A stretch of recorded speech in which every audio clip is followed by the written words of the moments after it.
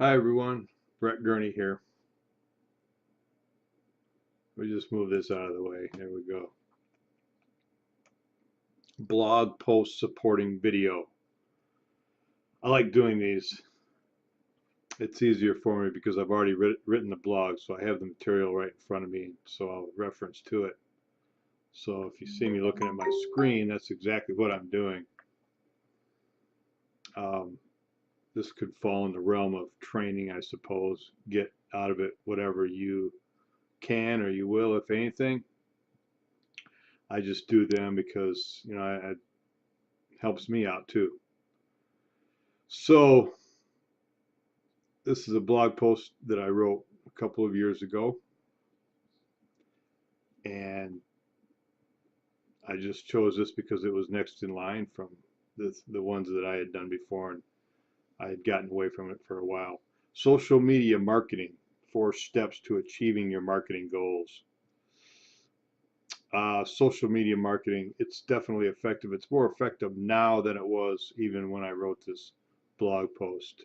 Everybody should be online. Everybody should be on social media if they're trying to accomplish something online, in the form of marketing something or getting a message across, sharing something, whatever it is.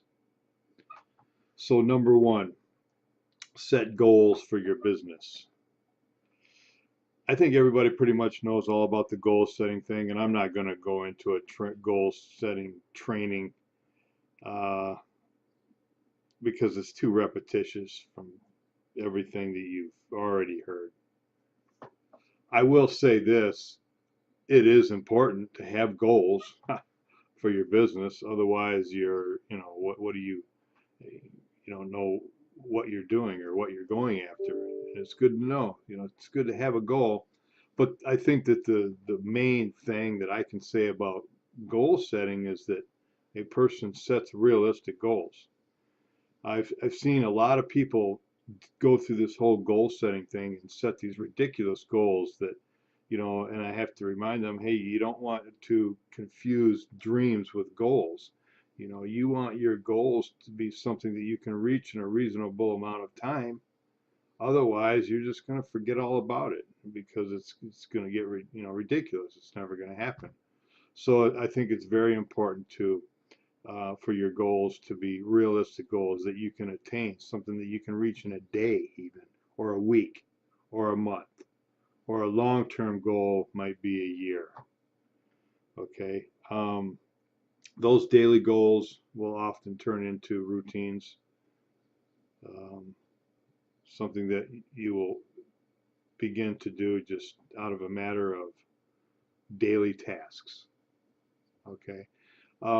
Weekly goals are great because you can reach those goals and then you move on to the next goal. Monthly goals, the same thing. Um, Twice a year or whatever. But just the main thing is set goals that are realistic. Otherwise, because if you set a goal that you're not going to reach for a long, long time, it's just there's no sense in doing it, right? I mean, the whole idea with a goal is to be able to have a target that you can hit so that you can then move on to the next goal. That'll keep you going. It'll keep you in the game. It'll keep you motivated. So yeah, set goals, and it doesn't matter how you do it. It doesn't matter if you do it in your mind or if you do it on a piece of paper or a chalkboard, if you throw darts against the wall. It doesn't matter how you set your goals. As long as you know what they are, and as long as they are realistic and attainable, something that you can reach, so that you will want to do that knowing that, hey, I'm going to hit this goal, and it might be a week, it might be a month, it might be 3 months, I don't know, but that goal is reachable, and when I get there, then I can set a new goal. Number 2, let's see here, and I haven't even looked over this post really well yet. I just opened it up and started talking. So number 2, learn how you can help your customer, not pitch them. I was really into the whole attraction marketing thing when I wrote this post, and I still really, really believe in that. But I think that there's some give and take now. I think there's some situations and a lot of it has to do with your definition of pitching. You know, everybody's definition of pitching their business might be a little bit different. For example, if you're launching a new company, you kind of have to tell people about it. Okay.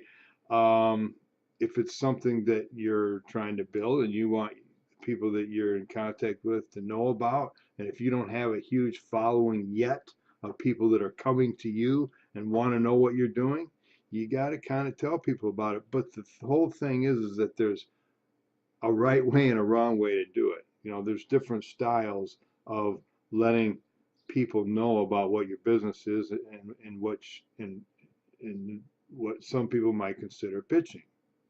Okay, the best way to do it is to kind of educate them on the benefits of what can happen if they consume your product or if they um, sign up for your service. Okay, what are the benefits going to be for them? And educate people of some of the things that are happening within that category. You know, and the other thing is that I think a person should have different methods of delivering their message. When I think of pitching a business, I think of the person who is saying the same thing over and over again. Here's my business. Here's my link. Join my business without giving them a reason why. Okay, you got to give a person a reason why they should join you in business. If you're doing that, it's okay to pitch your business if you're letting them know that there's a good reason why they should join you. Okay, so you kind of do the two together. And I think that the best way to do that is if you are mixing up your delivery, because everybody kind of gets tired and bored and sick of seeing the same old post over and over and over again. So you might want to do videos, and then you might want to do PowerPoint presentation, and then maybe a blog post that you can share. There's a lot of different, maybe even an audio pod, or there's a lot of different, ways of delivering your message without being so repetitious that it becomes monotonous and annoying. Number 3 is determine your traffic sources. There's so many out there. I think the main thing here is to find something that you're a little bit comfortable with and attack it and get good at it, and then add something else instead of trying to do a whole bunch of stuff at once that you're not familiar with and just get totally lost, because that's what will happen, and you'll get frustrated and you'll just say heck with the whole thing. Okay, the biggest thing is to just start. Okay, that's the biggest thing, is to just start, and the best way to start is to find something or do something that you're a little bit familiar with, because if you're familiar with it, you're going to be a little bit comfortable with it, and you might even know how to get started a little bit. There's nothing worse than knowing that you need to get started doing something, but not knowing what thing to get started with or how to go about it. Gee, I should start, getting going on Facebook or Twitter, or I should start video marketing, or I should start writing an ebook, or whatever the case is.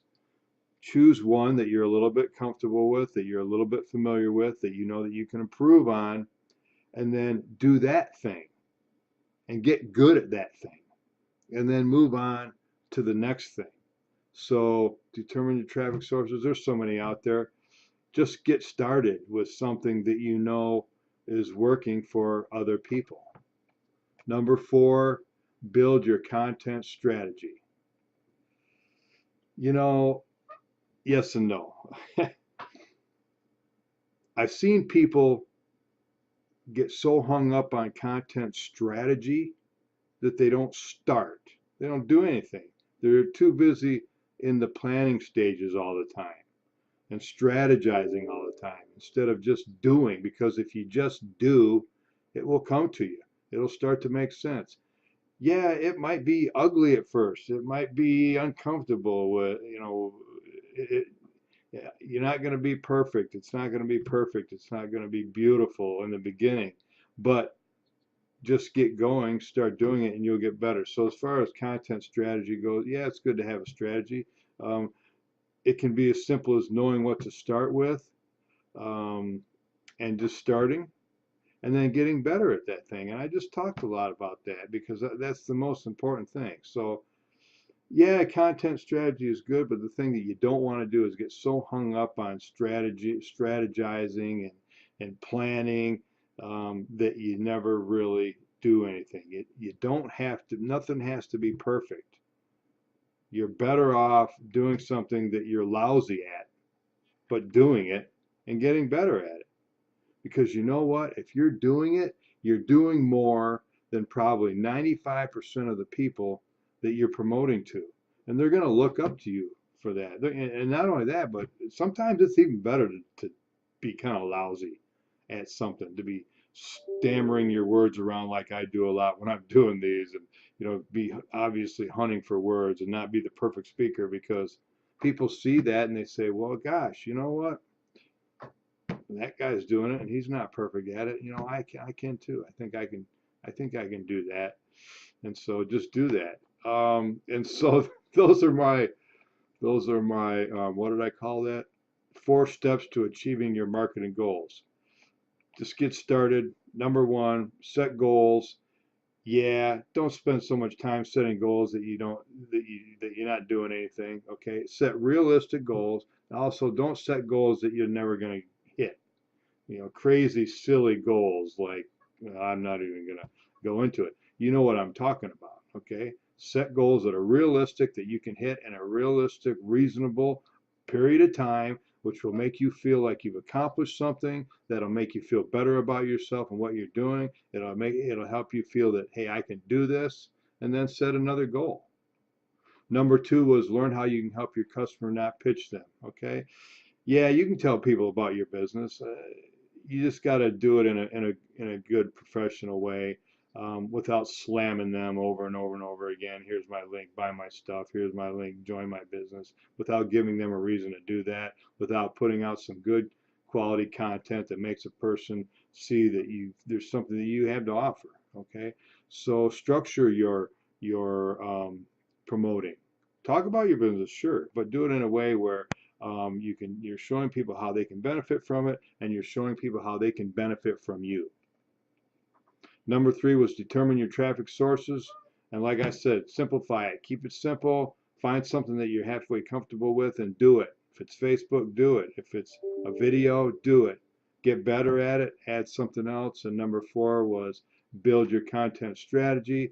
I kind of veered away from that a little bit because I don't like to see people get so hung up on strategy that they're not doing anything. I would rather see a person without a strategy just start doing something, because you know what? The strategy will happen if you're just getting yourself out there, getting yourself branded, letting people know who you are, letting people know what you're doing, letting people know that you're working hard, you're trying to put out some good quality content, that you do have something to offer, and you'll just get better from there.